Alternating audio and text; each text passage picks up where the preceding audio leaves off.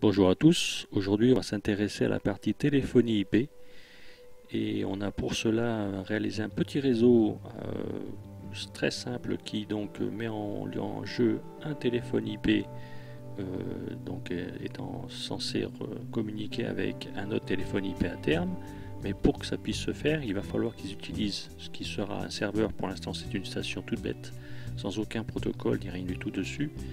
Et donc on verra qu'il y aura besoin d'abord d'un protocole SIP pour la mise en relation et ensuite un protocole RTP pour la partie communication entre les deux téléphones. Voilà. On va commencer par la partie mise en relation et donc le serveur SIP. Pour que ça puisse fonctionner, avoir deux solutions. Soit on met des adresses IP fixes pour chacun des téléphones, on va dire comme des stations classiques, soit on fonctionne avec un DHCP.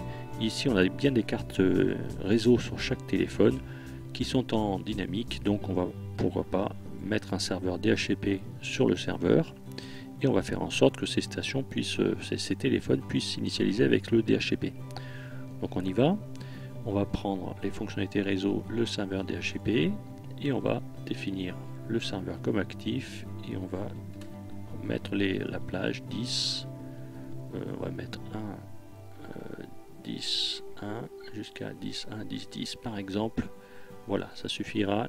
On a besoin que de deux adresses. Notre serveur DHCP est en route. À partir de là, il suffit d'éteindre par exemple le téléphone, de le rallumer. Il devrait s'initialiser en demandant l'adresse là-haut au DHCP, ce qui va faire avec deux échanges.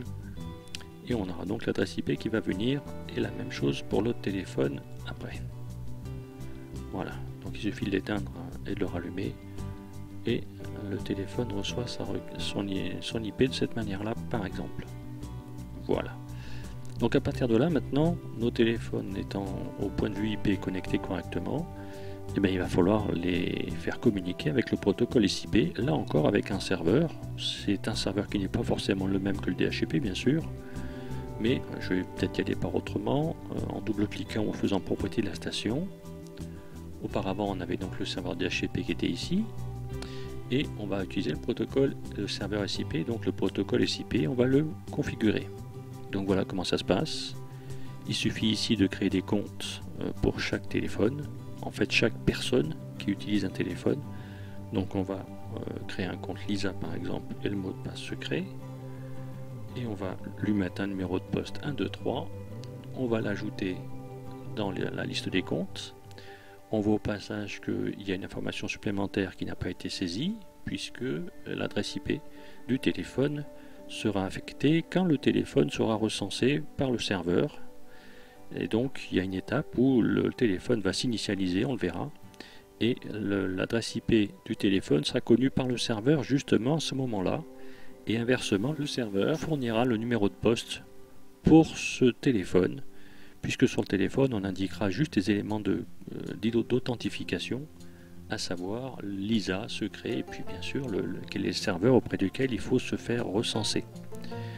Voilà, donc ça c'est pour le premier téléphone à gauche. On va faire la même chose à droite, donc on va faire Joe, secret, et le poste 456. Voilà, les numéros de poste sont forcément volontairement 3 chiffres, vous voyez, indiqués.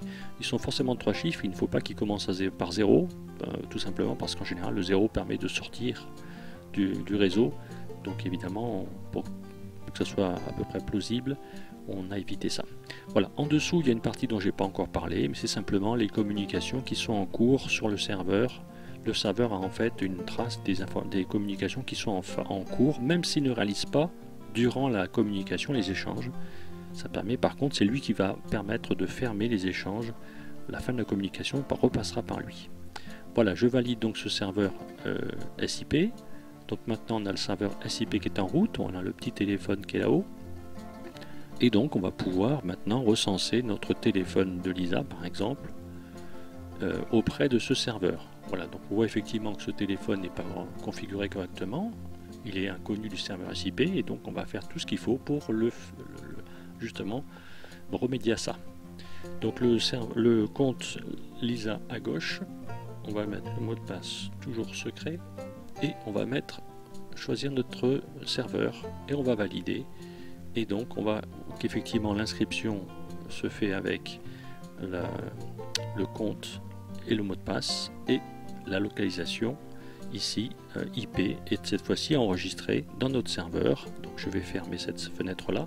On voit au passage maintenant que notre téléphone est fonctionnel, qu'on a le numéro de poste qui est arrivé bien du serveur, il a bien été communiqué, et donc on va pouvoir là-haut vérifier que dans notre serveur SIP on a l'adresse IP de ce poste là qui est bien arrivé.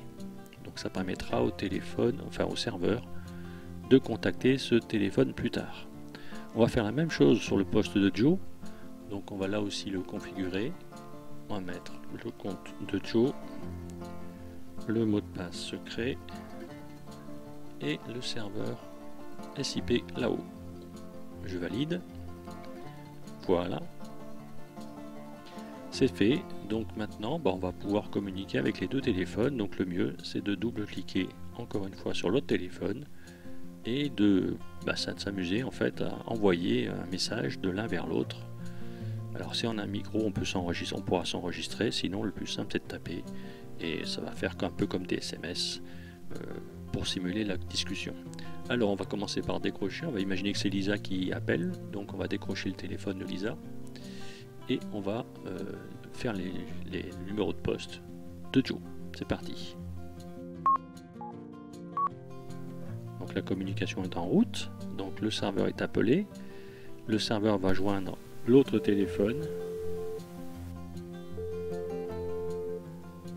Voilà, c'est fait, il a donc joint téléphone, et on voit effectivement que au décrochage, à chaque fois c'est le serveur qui est sollicité, le serveur SIP, qui donc établit la communication en ligne, et pour l'instant les téléphones ne s'échangent aucun message, on va dire.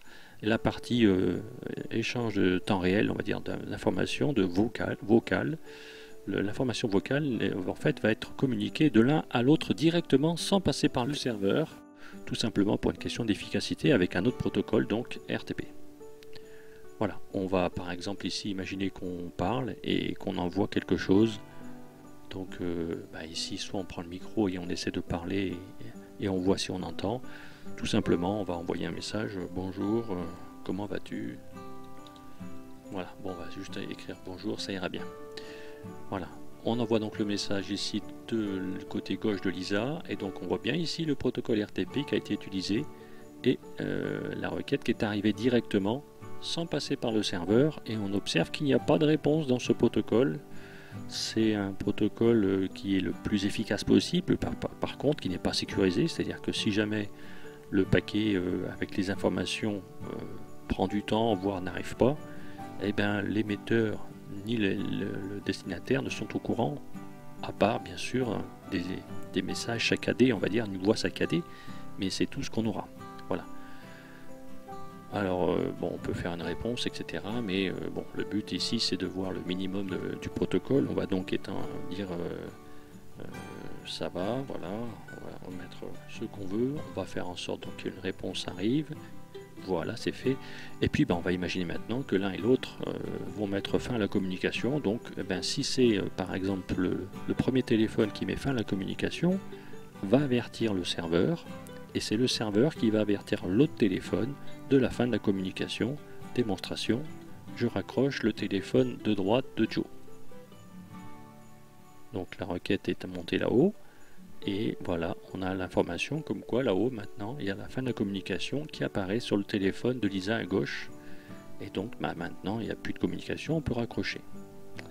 Voilà, on a vu tout ce qui se passe, on va dire, dans le principe autour de ce protocole SIP, et comment le protocole RTP qui gère la partie temps réel de la voix ou ici du message écrit est mis en œuvre pour combler ensuite la partie communication qui n'est plus du ressort du serveur SIP. J'aurais pu aller tout à l'heure m'interrompre et aller voir ici dans le serveur, et on aurait vu, je vais peut-être fermer d'abord mon téléphone, on aurait vu là pendant la communication sur la partie SIP qu'on avait ici la trace de la communication, les deux personnes, les deux postes concernés, et évidemment les adresses IP associées, pour que justement vous avez vu que la fermeture de l'un entraîne l'avertissement de la fermeture de la session, de la communication de l'autre. Voilà, je vous remercie.